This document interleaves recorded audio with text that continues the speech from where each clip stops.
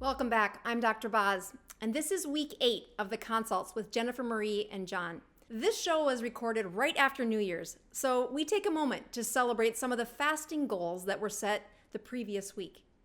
Jennifer Marie leads teams of folks through something called a beef and butter fast. This includes eating beef and butter only. It's a really great idea. She's using science that she didn't even know she was using. I take the time to explain that in this video. We also do a really good job of unpacking why it's so important to check numbers if you've hit a plateau. We want those glucoses down and those ketones up. But more importantly, when you check that Dr. Boz ratio, this is measuring your insulin. Your insulin predicts how well your body will release fat and help you continue on your weight loss journey. Finally, the show ends with a follow-up from John, who's been struggling with his sleep and has had some amazing success resetting his brain to dive deeper into his sleep and not use alcohol as the way he shuts off his brain at night. These are real-life problems. Jennifer Marie and John do a great job. Please encourage them. They have been taking on their struggles publicly. This can be so intimidating, but the information that you gain is because they were brave enough to say yes and push record. Thanks for tuning in. We're improving your health one ketone at a time. Hey, keto-friendly recipe friends. We are live with Dr. Boz, John Garza, and myself doing Keto Talk as we always do, Sunday night, 7 p.m. Central Standard Time.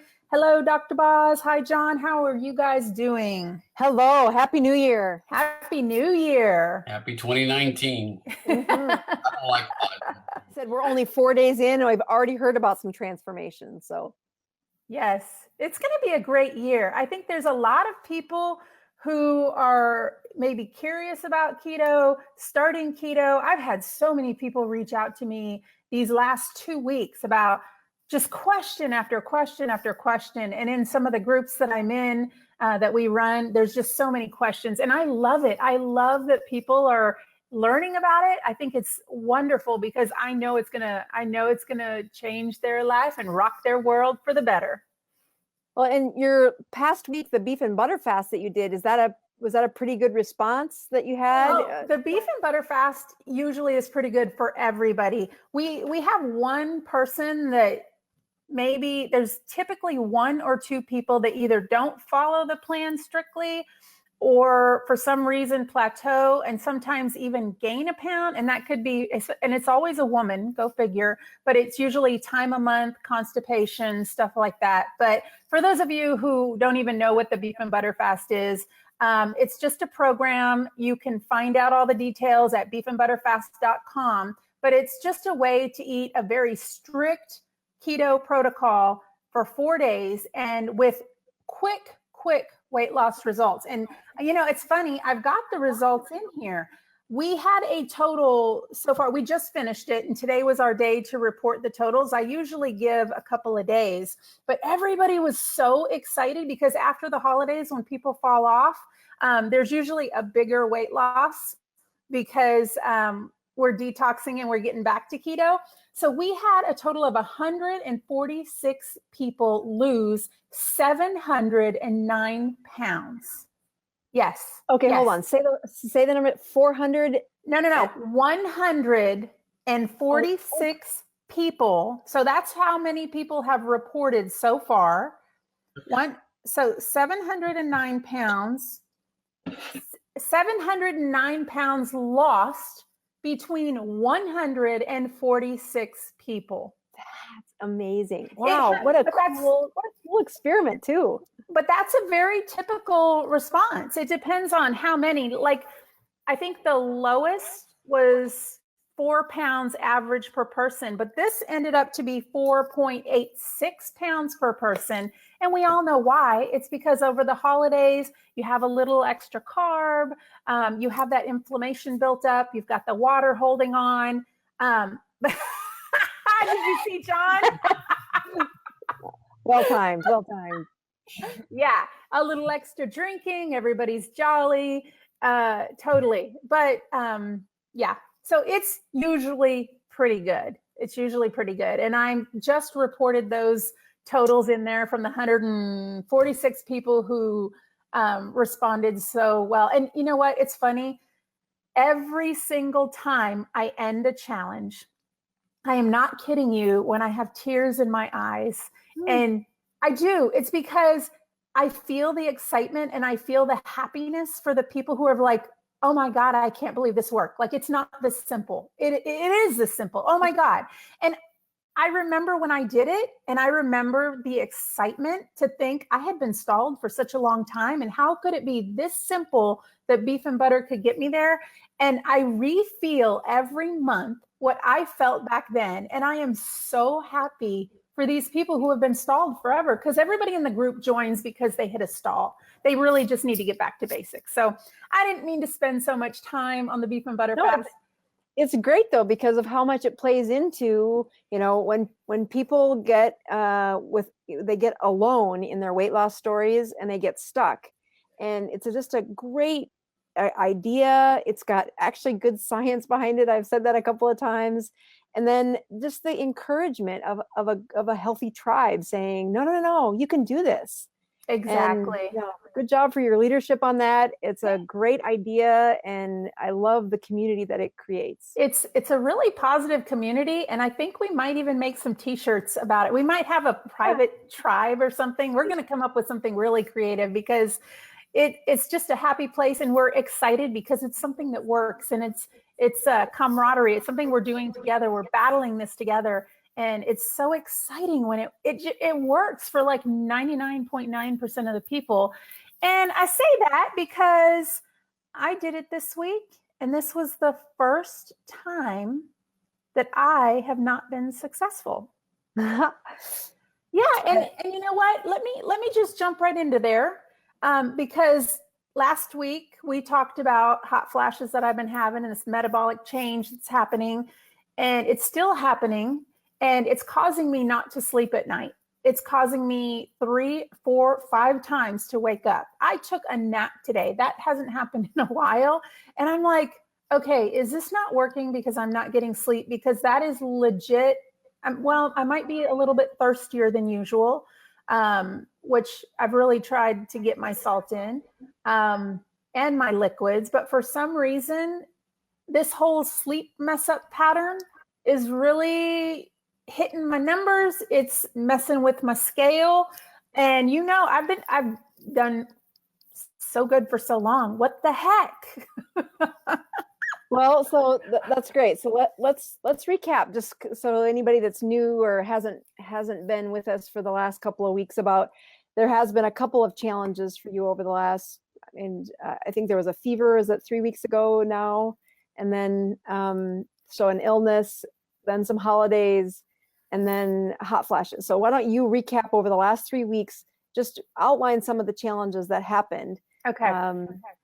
I think that's helpful for me to remember the timeline, to make sure I remember it correctly too, but also just for the audience that doesn't know. Jumping right in, just to give you the recap on me for those who haven't followed.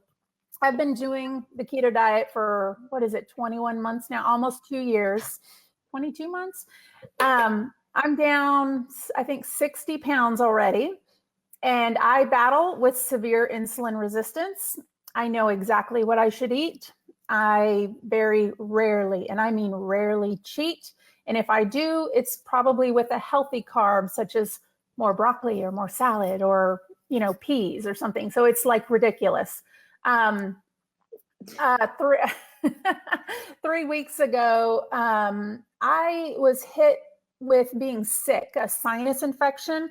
I used to go to the doctor every 3 months, almost like clockwork. In fact, the doctor was like, I haven't seen you in a while. What the heck? And we looked it up. On average, he said that I used to see him every 3 months for typical sinus infection. And he goes, you hadn't been here in 15 months. What's going on? And I told him I changed my lifestyle. I eat better. It reduced inflammation, which obviously helps the sinuses. So it's a good thing. He's like, it's wonderful. But I had been traveling. My immune system was down. I'd been working really hard. And then I get back to Texas, and we had some massive cedar. Was it cedar pollen, John? Mountain cedar pollen, yes. Oh, mountain cedar, which I'm highly reactive. So mixed together, overworked, mixed together, immune system, mixed together, the thing that brings me down, I needed antibiotics. So I had to take antibiotics. My ketones, when I do my readings with a meter, my glucose and my ketone readings every morning. I'm not diabetic, but I do take those because I do like to monitor my insulin resistance. I do like to make sure my my glucose is very low. The meter that I use, we've put it in the show notes here if you want to know. It's one of the most reliable meters that gives me a very accurate reading because I don't like to poke myself more than once.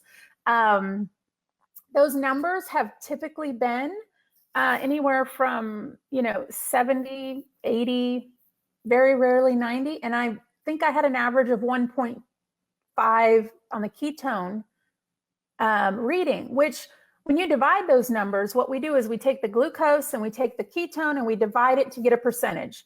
I was typically in a 40% range, and I was going great for a while until I got sick.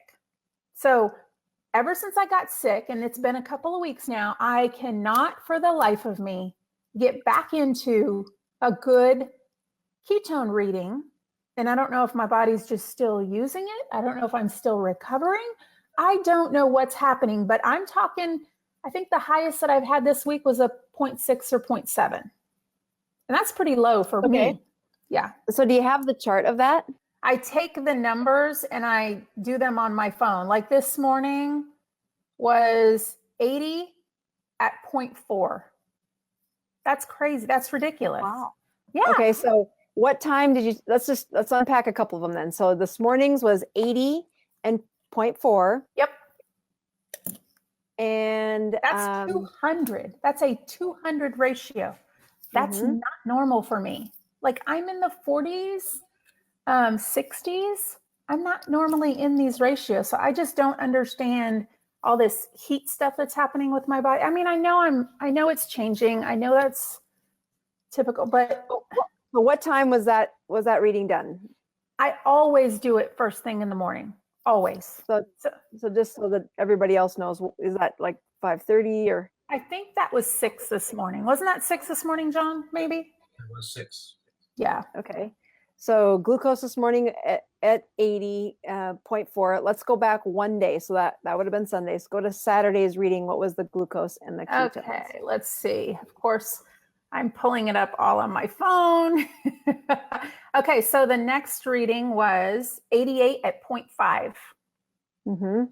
Okay, so again, the one before that was my best thing all week was 75 and 0.7. Okay. All right. So you've got, and those are all between that 5:30 and 6:30 hour, right? Yeah. And then, so let's start with last night. What's the last time that you ate yesterday? So I typically end at 5, and sometimes if I get started late, it might be 6. So it's between 5 and 6, no later. Okay. And so what did you do after 5 or 6 last night? How do you wind, what happened after you stopped eating? Let's see. Typically, here lately, I've been binge watching on Netflix. No, I can't say that. In the evenings, I do 1 minute of jump rope. Which, by the way, the coordination, I used to be really good at that. I don't know what happened, but I took your advice on the 1 minute thing. I do that at least 1 minute in the evening, but other than that, I have been really relaxing and binge watching some good shows on Netflix. Okay, perfect. So it is true downtime. You're not like pushing into work hours in the, 7, 8, 9, 10 o'clock, really shutting down. And then what time do you usually go to bed? Okay. So sleep is okay. Being that it's still school break, my sleep normal patterns have really been messed up. So it depends on my kids. If my kids want to play a game and we're up late, like I stay up late with them. So if they want to do something really fun at night, which they tend to be night owls, and then they sleep more during the day, then I'm staying up later, but I'm still not eating. So I don't have a regular sleep. It's all over the board. Okay, so what time was your bedtime last night? No. Yeah. So last night something caught up with me, and it was the earliest that I've been to sleep in 2 weeks, and I went to bed at 9, which is so sad. Yeah, actually, that's not sad. You get up at 5 o'clock in the morning, right? Typically, it's like 5:15. So, those are 5 hours till midnight. And then if you're going to get 8 hours, that's, pushing you to bed by 9 o'clock, really is what your brain and body would need to not produce the cortisol, which is going to be your enemy. And so, you look at when people hit a plateau. And I know you asked me about this a couple of days ago when we were chatting, and I said, I'm going to unpack this on camera because it's such a common problem, that when people hit a plateau, if you slow down and unpack what's causing it and then what the solution is, there's usually something. And, yes, menopause can happen and hormones take over, but even during that, if you can rein in the things you can control, those are going to be the places where the plateau doesn't need to last 6 weeks, but it might be a chapter where you say, I've tried to be really careful, not just with you, but in a patient, when a patient's going through a journey, if I say, here's the plan, and I'm the dictator, the chances that plan works out it's a goose egg. Yeah. Unless they have like life-threatening, you're going to die if you don't do this. Then I get very authoritative and, I take over. But that's not most people. I mean, when you have a story saying, all right, I have this goal, I've had a couple of setbacks with not feeling well, and then holidays. And by the way, my kiddos are home from, is it college? And then just, when does school start again for them? Tuesday. So we've got 2 days. All right. And on Tuesday, what's typical for your family as far as bedtime routine? Probably the 9-10 o'clock hour is very typical. Right. Okay. Yeah. So, and you can see after 2 weeks of it trickling, later with family time, doing holiday routine, your body is pushing back saying, oh no, I'm tired. And 9 o'clock last night felt like, oh, please I need to go to bed. I thought it was 1 o'clock in the morning. I didn't even wake up until 6:38 the next morning. That sounds like a tired woman. Yes, I was. Yeah. And, it's a great example though, to say, when people talk about the human body and say, doc, I have all these symptoms. I have, my favorite stories are the ones with brain fog. They present to the clinic. They're usually a new patient, and they say, you know what, I can't think as well. I can't concentrate. I've got low energy. I feel depressed. I worry all the time. And I almost go through this list of check boxes to say, I wonder how many symptoms your body is going to tell you before you start to listen to say, slow down, reset the routine. These are signals that your body's saying, hey, I have a message. I wonder how loud I'm going to have to speak before you listen. Yeah. And I think this is a great example of saying, you know what, this is just a chapter, a season of, holidays and kid routine. There's going to be a time, not too many years from now, where kids don't come home for the holidays this year, or there isn't. And you're going to think back saying, oh, I'm so glad I took the time to stay up and play a game with them and to be present with them when they were, in the year of 2019. Yeah. So just embrace the moment and say, okay, but it is going to wrinkle your metabolism. And it has. Yeah. It has, because when you do everything right, and it is so frustrating, you are doing everything right. It is the most frustrating when it's something like cortisol that is taking control, and it's your surroundings. Yes. Right. So there's a couple of things that I think, I know when we first started this, I had you check, morning fasting sugars with the morning ketones. And I think you've been pretty, like 5 to 7 times a week, you probably check them. But that first week, we also had you check it a little later in the day, like a couple other times, just out of curiosity. And then I said, you don't have to do this every day. Mm-hmm. This is just kind of you getting an understanding of what does your sugar look like? What do your ketones look like? And that first week or two, I guess your glucoses are really nice. I think they were like 80s and in the 70s. I mean, maybe one of them was in the 90s. And then your ketones were all above 1, like 1.8, 1.6. They were very, very hearty. I'm remembering this right? Yeah. Right? Yeah. Yep. Oh, Okay. yeah. And so now we're to this chapter where you're like, okay, morning fasting glucoses, they're not bad. You said 80 was the one morning. Give me a couple other morning glucoses Yeah. again. 70, 75, 80. 80, I think, was the worst. That's typical. Okay. 70 something, 80. So first of all, you just need to say, that's really good. I mean, most of the people that I run into a plateau with, their morning fasting sugars are hanging out around the 90s to 100 and under 110s, but 90 to 1 somethings. Okay. And so that still is a really good sugar. It means the problem is easy to fix. You're going to be fine.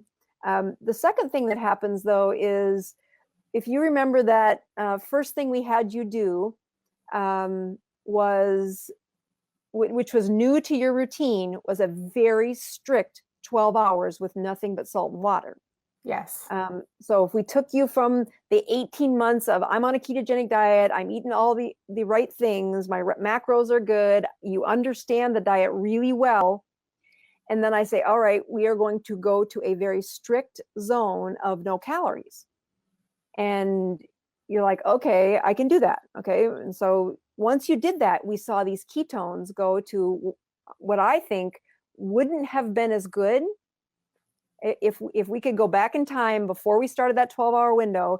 I would contend that your ketones would have been in this range, that 0.6, 0.4, 0.7, 0.5. That would have been the stable level where your metabolism is just it's meeting the needs, but it's not sparking extra ketones. Okay.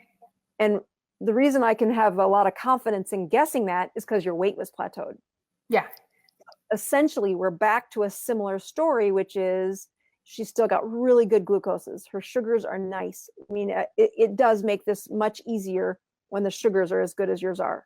But what's happened is the body produces ketones based on what your demand is.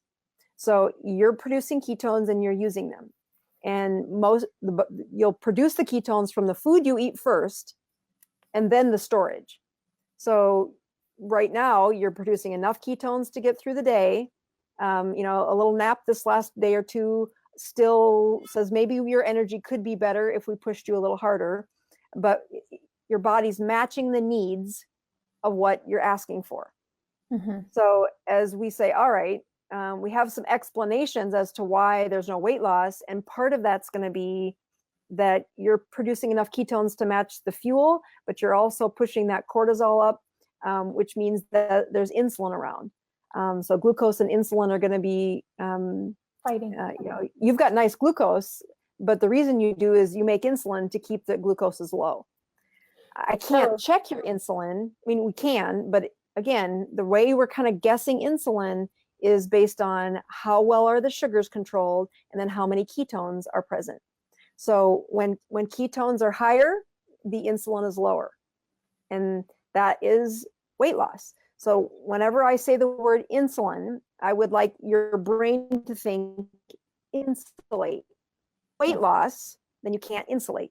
So insulin being higher says, okay, you're going to keep the fat stored in those fat cells and you're not going to have any weight loss. If you want weight loss, we need the insulating hormone to be less, and that means the ketones are going to be higher. So step one for you is going to be, let's get you back in the normal routine of bedtime around that 9 to 10 o'clock and sleeping through the night, getting back up to the day, that is normal routine.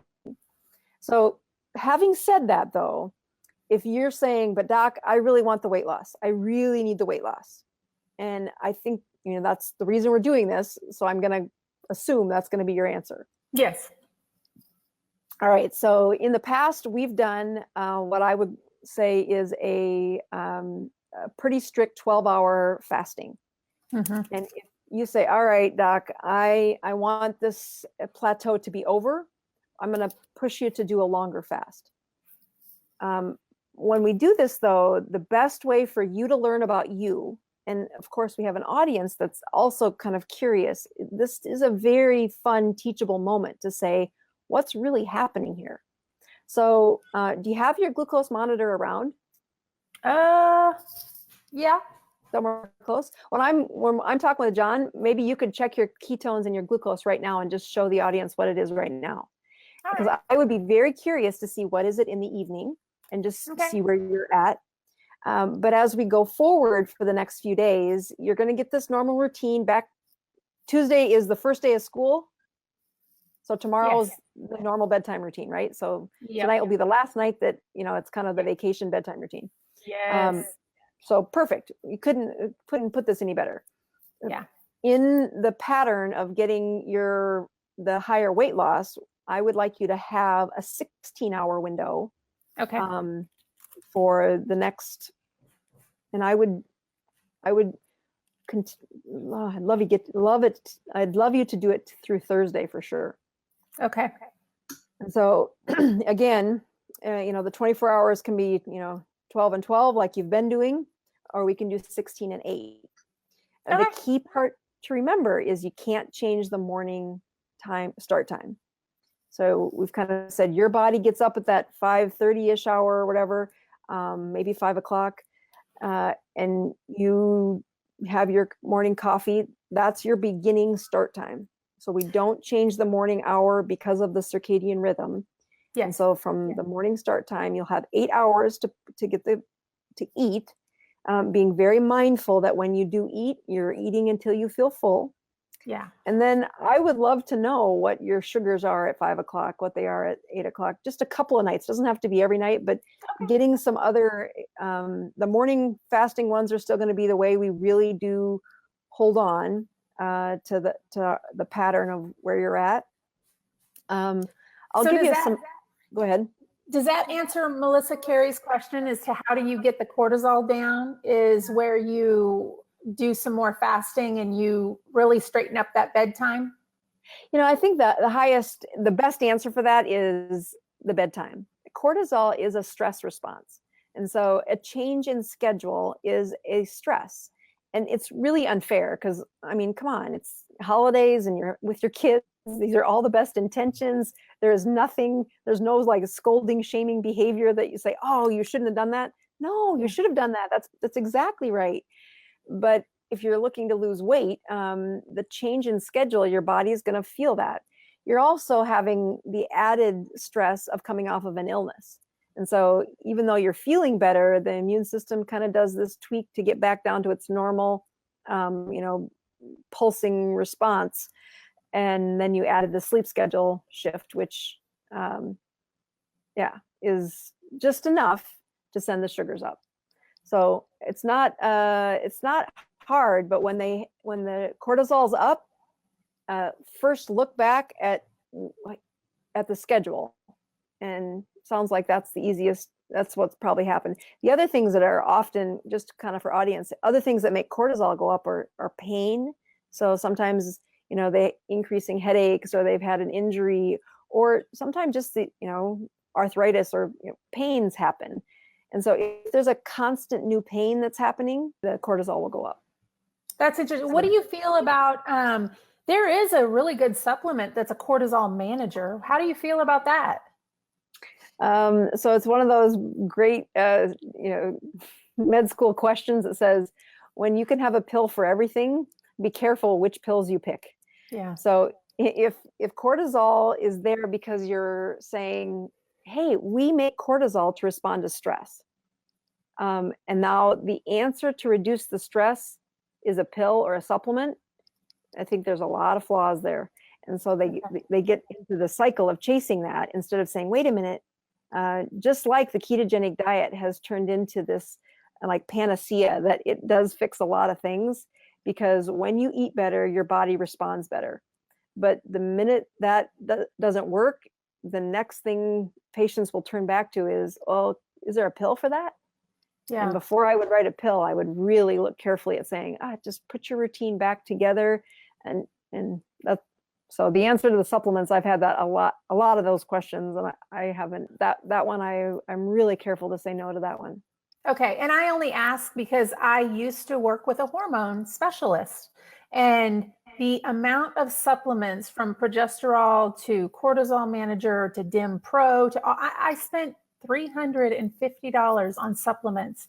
And it was take 2 here, take 2 here, do this cream here, do this at night. And I was like a freaking pill factory, and I got sick of it and it wasn't helping. And I just stopped all of it. I was like, this is ridiculous. I can't even take it. I'd rather eat healthy. And Yeah. I just, And some of the supplements that I've been, throughout medicine, I like to have things you can follow. Like if you've got a vitamin D deficiency and we have a supplement to help your vitamin D, then we can measure that it got better. Or, vitamin D, there's lots of places. If you have a magnesium deficiency, we can measure it to see that it got better. The way you measure to see, is your stress getting better? Is your cortisol still winning? It is that ratio. And if we can get your ratio to at least below 80, I mean, we're kind of all the way up in the, what did you call it, above the hundreds called? It's a different reference, but we're way too high. Yeah. And so it doesn't hurt you. It just means you're not going to lose weight. Yeah. Marion Arden says, what about getting up a few times at night for potty or dealing with a dog that also does that also contribute to the higher morning numbers? She says, I am up at least 6 times a night for about 5 minutes or so. That's not good. That's really not good. Yeah. Sleep medicine is my favorite first love, is to teach about sleep.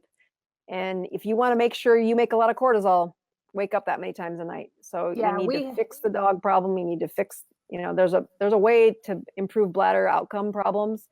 And they're not all easy, but one of them, that's too many times to get up in the night. You're going to have way too high cortisol. You'll never have sustainable weight loss. Yeah. We've learned so much from you about sleep. It is amazing. People think, oh, it's just sleep. No, it is super. It's like the root of all problems, it seems. Mm-hmm. Such a hard thing to take what's in the mind of a clinician who works with sleep and to kind of just like pensively put it in patients. I wish I could do that, because if they could see how valuable it is for that 8-hour sleep, man, you fix a lot of problems.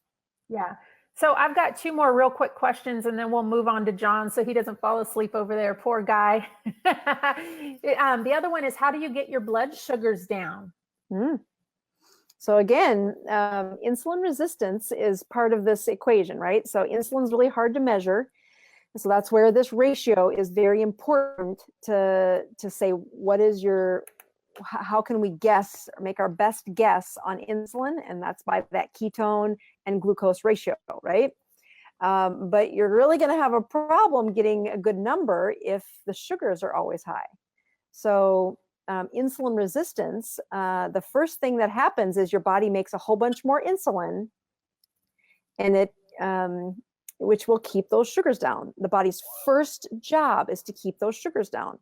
Mm-hmm. And your body is doing a great job, Jennifer. Those sugars are nice and low, but we know that the insulin's creeping up a little because your ketones are kind of in the pooper. If you have the other problem, which says, hey, I haven't even got the glucoses down, that is a sign, that insulin is up and it's been up for a while. And boy, that is usually the problem that I have with most patients. If they've not been on the ketogenic diet, or if they can't seem to like be a ketone, they can't seem to keep in ketosis. It's because they've spent so much time with all this extra insulin that the sugars are high. And the reason they're making buckets of insulin, extra insulin, to try and keep those sugars down.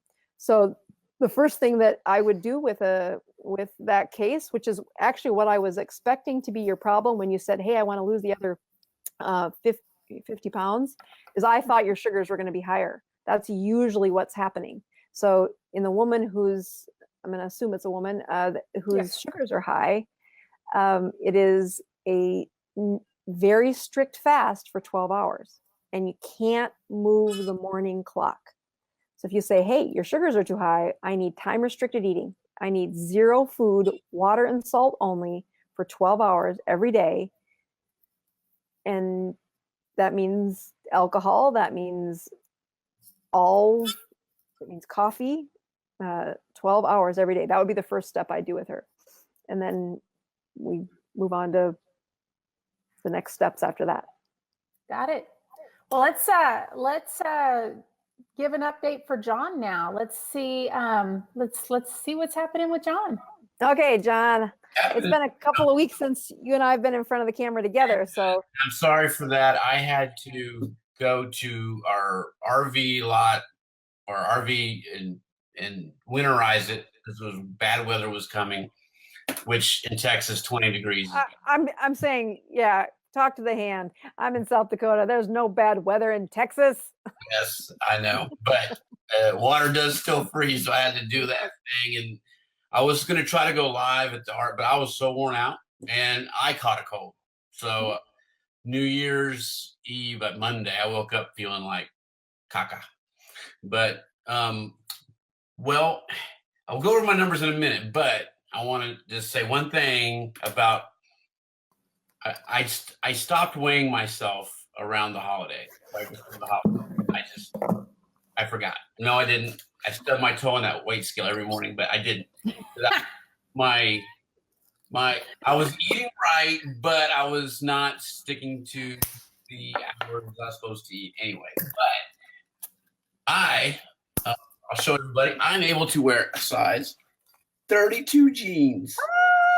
I haven't been in a size 32 jeans. This ain't no bull crap. And I was looking for school pictures, but I couldn't find any. I guess I burnt them all. I haven't been in size 32 jeans since elementary school. Oh my goodness. The privilege of being a boy. I know. And I weighed in 7th grade football in middle school. I was 220. And I was, there was no football pants to fit me. I had to go buy my own. I was size 40 or 38 or 40. So that's what I call a non-scale victory.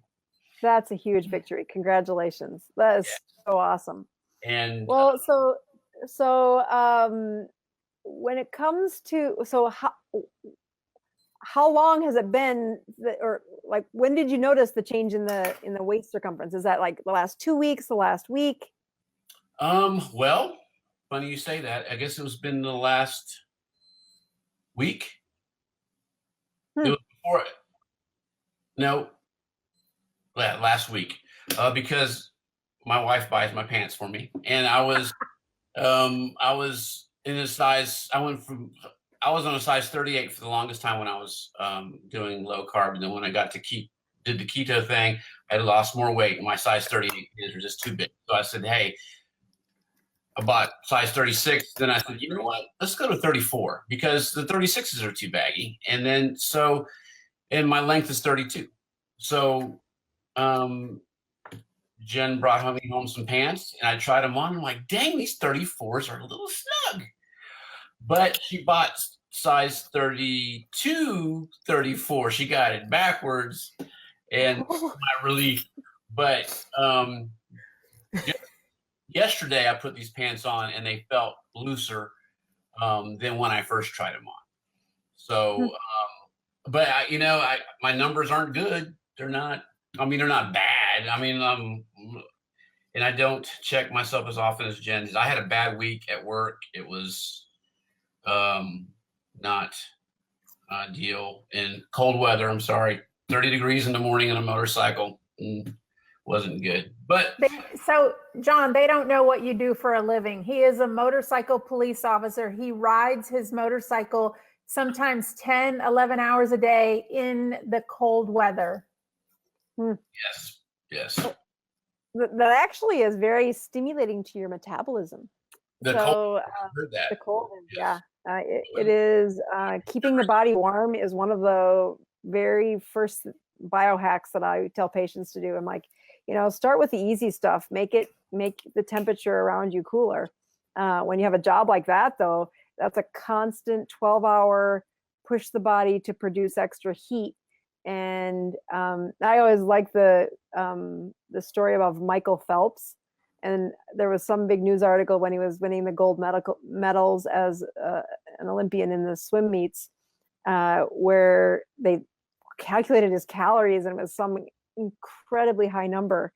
And my husband came home and said, "How is that possible?" And I'm like, "It's because he's in the cold water." he swims for hours. That's one, that's his metabolism. But in that, he also reduces his body temperature by being in the pool. And boy, that's a metabolism spark that you can't, for hours after being cold, the body will have that extra heat production. So it's a great biohack, but you've been doing that forever. That's not new to you, right? Yes, in the wintertime, yeah. So, well, let's unpack a couple things. When you say my numbers weren't great, tell me the numbers. We're looking at glucoses. I did an average of when I test. My glucoses are in 91, and my ketones are average of 1.1. Yeah. So, did you check today? I did not. When's the last time you checked? The last time I checked was Friday morning. Friday, and then it's first thing in the morning for you too? So tell me Friday's numbers. 91, and my ketones were 0.9. Okay. So that gets you above 100, but still a nice glucose. You and your wife really do have good glucose numbers. Let's go back another one from there. Do you have it in front of you? What the other one? Wednesday morning, 90, and my ketones were 1.1. That's a really good number. So again, still very good. Nothing to be, I mean, again, that knee that we're trying to get autophagy for, again, this is a guess. We don't get the ability to send a microscope in and look to see if that's having autophagy. We're trying to get you the numbers that would give me the highest level of confidence that it is recycling that debris inside the knee. Without having the ratios, we would have no idea. The weight loss gives us a hint that there is probably some autophagy happening. I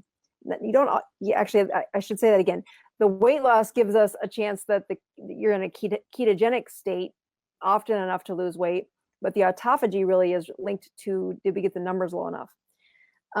So how let's do the other big elephant in the room. How's your sleep? Well, that's a good question, because I was going to ask you, and you answered my question, I guess the 8-hour thing, but I sleep really good. I go to bed. Well, in this week, particularly, because I was a little run down from being in the cold up at the RV, doing all the work I had to do. And then every morning, like you said, I'm shivering. So I guess I'm burning a lot of calories. I come home, I just feel drained. And I go to bed at 7:30, sometimes 7:45. Nice.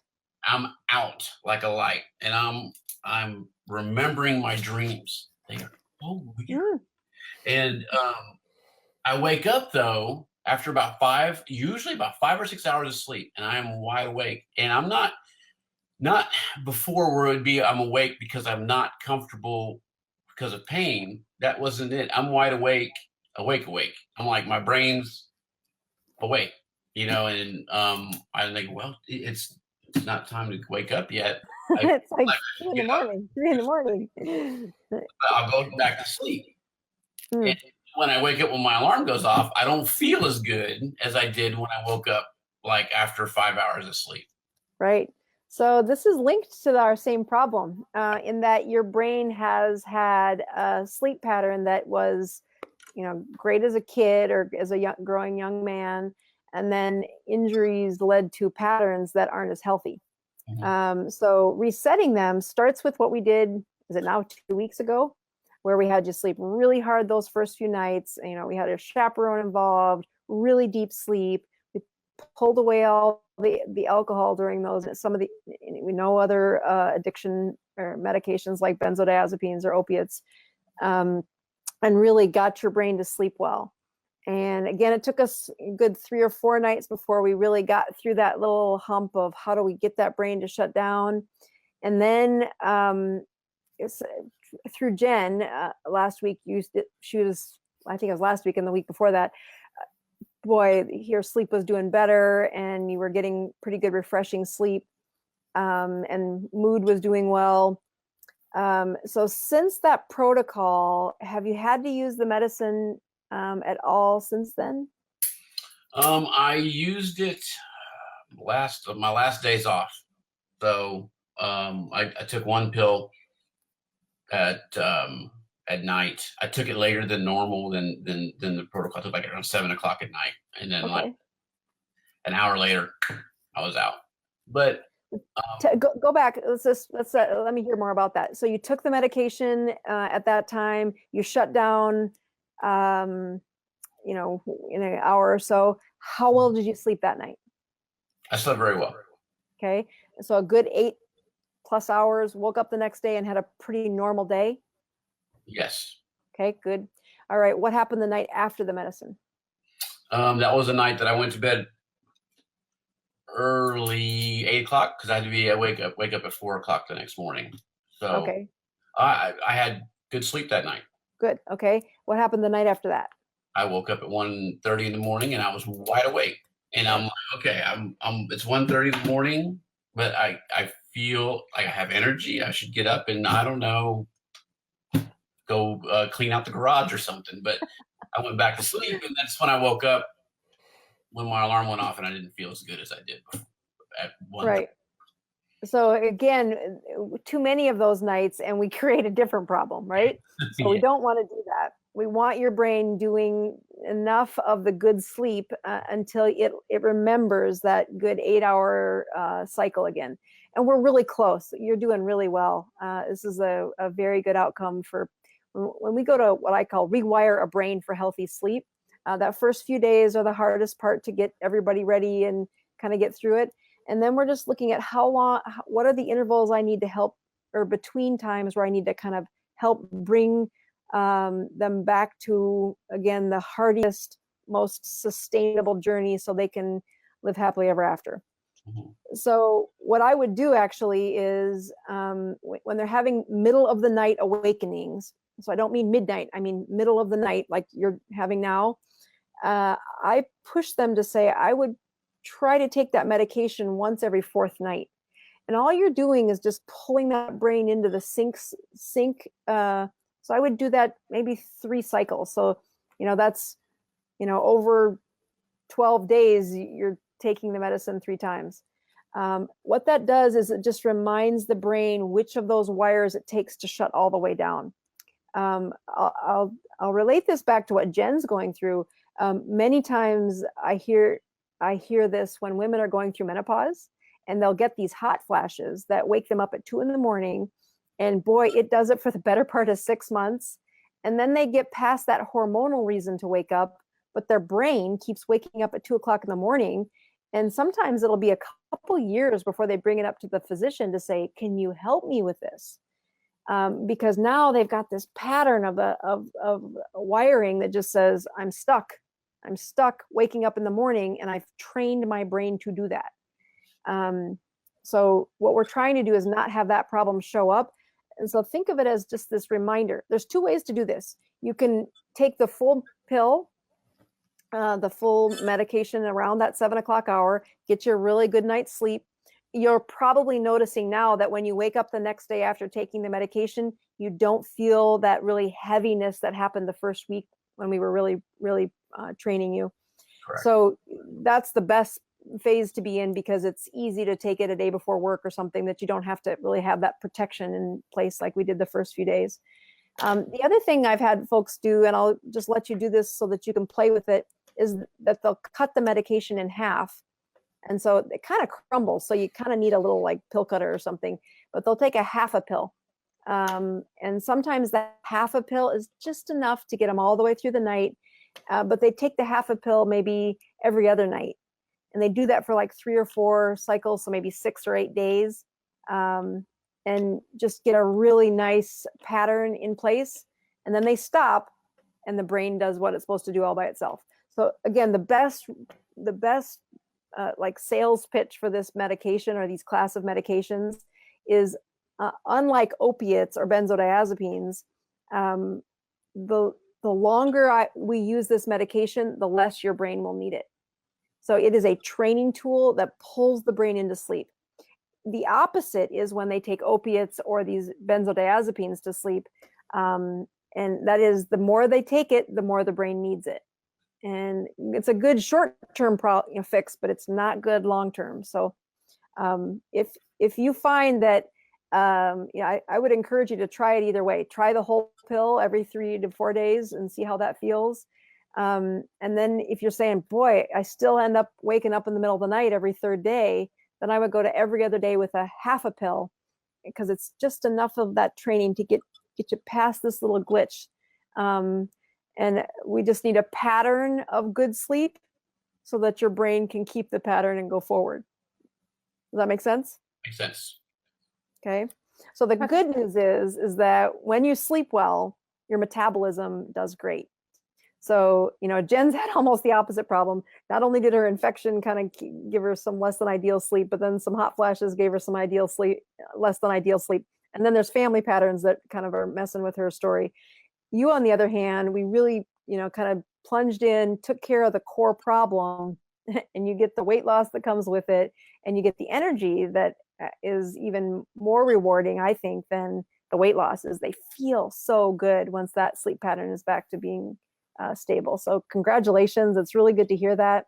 It's not always this great of a response. Sometimes and if troubles come, what it gives me great confidence is, it was really easy to train his brain to get back to sleeping well. So if things do get off kilter, it's just a tiny tweak and they are back to feeling good again. So congratulations. That's a really good deal. Good deal. Awesome. It's been really, really good for him. So we appreciate your advice on that too. No, sleep problems are awful because once they are little, then they grow to big, then they grow to monsters. So I'm thinking also, as far as my weight loss goes and fitting into these size 32 jeans, if it was me being cold, I will go to work in a tank top and my swim trunks.